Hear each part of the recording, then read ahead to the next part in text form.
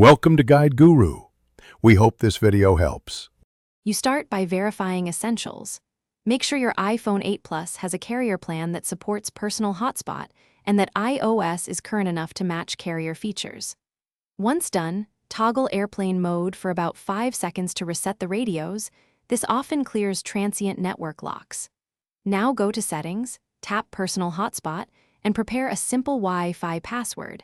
You need this to pair devices securely. Doing these steps first speeds diagnosis and avoids wasted effort later. You now enable and configure the hotspot itself. Flip Personal Hotspot on and choose Wi-Fi and Bluetooth sharing so multiple pairing options work. Make a concise, secure Wi-Fi password. If other networks conflict, rename your iPhone to a unique name so devices see the right SSID. Make sure cellular data is enabled. If the hotspot won't provide internet, open Cellular right arrow cellular data network and confirm APN values match those from your carrier, because incorrect APN blocks tethering functionality. You finish by connecting a client device and verifying internet access. Load a web page or use a simple ping app. If the device shows connected but no internet, restart both the iPhone and the client.